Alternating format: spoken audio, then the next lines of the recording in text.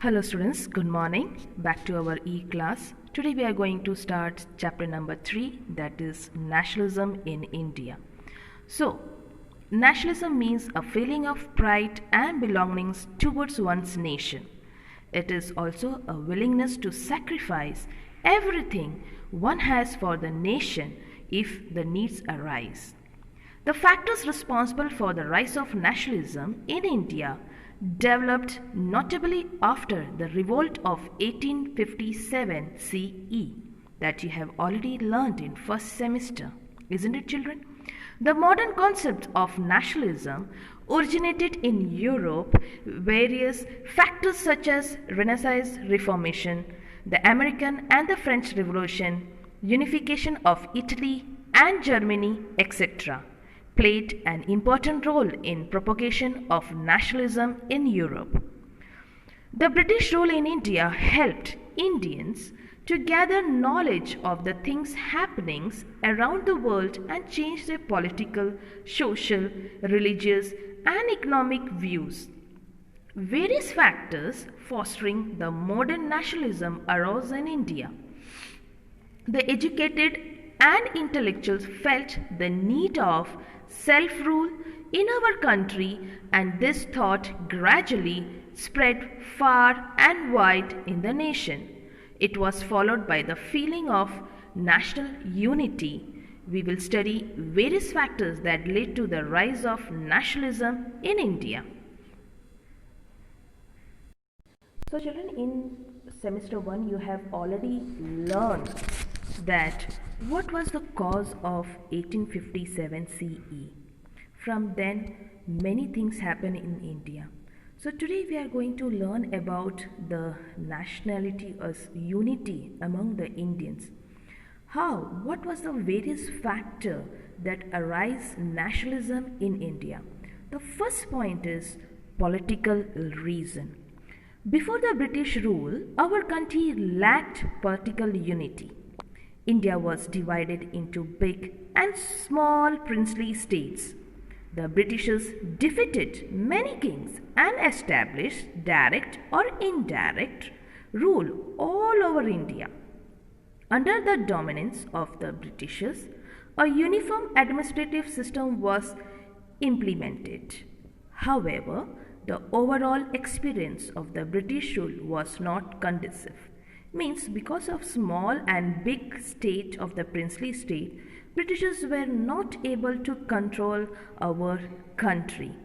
As you know that many people, their mentality, their social life, their customs were different. Okay. Now, however, besides, there were many other reasons that led protest against British rule. Gradually, this protest became more prominent and widespread. Second point is economic reason. India was financially ruined due to economic policies of Britishers. The Britishers took the raw materials from India to England, and then the finished manufactured goods were sold in Indian market. These all things are, again I am explaining you children, because already we have learnt in first semester how the British people used to take the raw materials from our country and they used to manufacture in England, and again they used to import all the finishing goods to India and they used to sold in a high price. The duty on the manufactured goods imported in India from England was negligible, whereas heavy taxes were levied on the commodities manufactured in India. As a result, the Indian goods become more expensive than the imported goods. In this cutthroat competition, the handicraft and the cottage industries of India could not sustain itself. Many artisans became unemployed. Soon, the Indians realized that it was the British policy to prosper England at the cost of Indian economy. This fostered the feelings of nationalism in the people of India.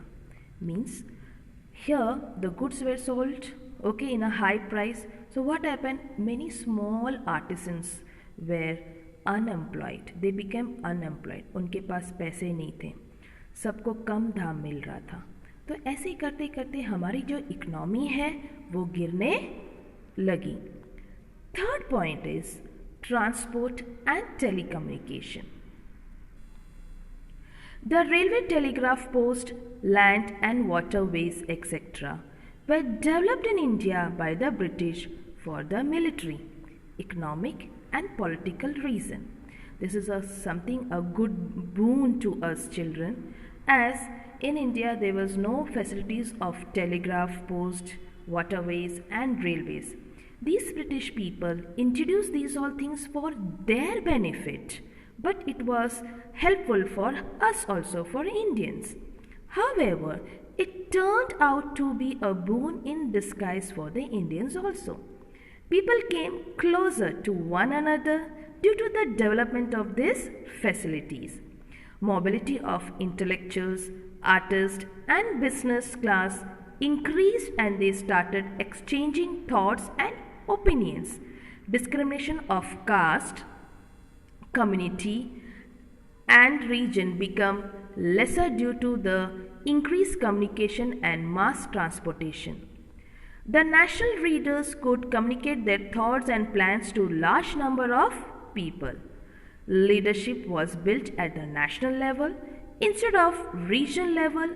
This gave a notable contribution in the achievement of Swaraj. Means telegraph, railway, ये सब आने के बाद लोगों एक साथ मतलब close आने लगे, नज़दीक आने लगे। बातें होती थी टेलीफोन पे, हम पत्र भेजते थे हमारे लोगों को, और इससे हमारा जो देशभक्त था वो और जागने लगा। Okay, now next is literature and education. Education in English language paved way for the rise of Indian nationalism.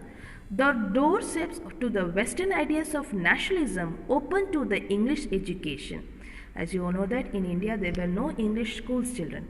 Because of this, British people, they started English education for the military's children, for the army's children who were settled in India. They started some schools and colleges for their people. Unfortunately, what happened?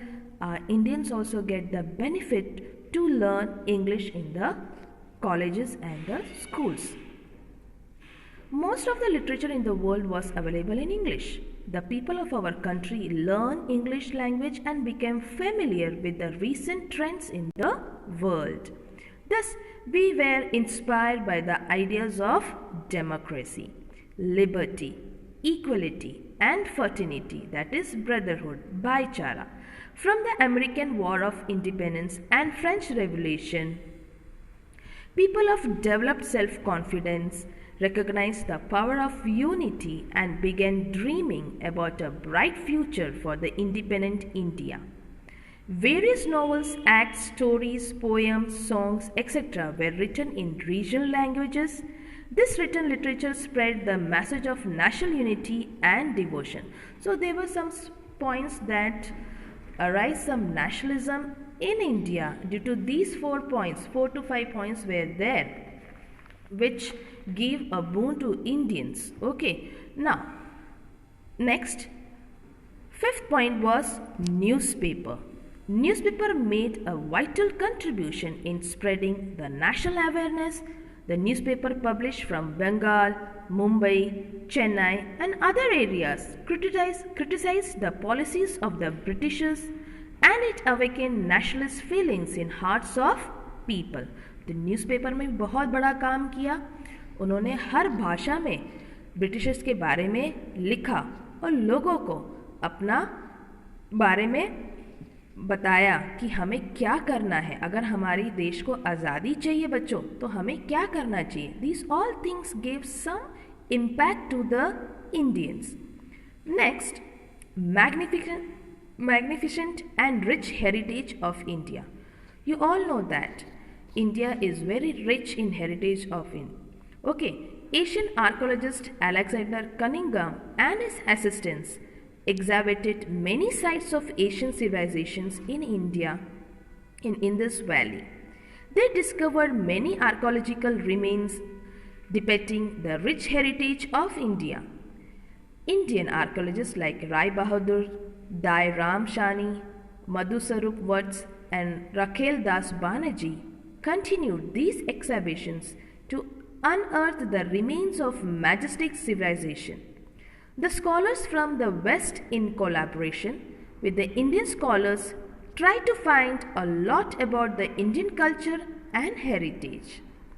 Ancient Indian books on medical science, astrophysics, diplomacy, and spirituality were translated into English and became known to be the people of India and world. A detailed research on literary and cultural heritage of India fostered the feelings of pride and nationalism. So children, these were some of the points that because we need freedom from British people. So these things were introduced so that people knew the truth and they should fight for the Swaraj.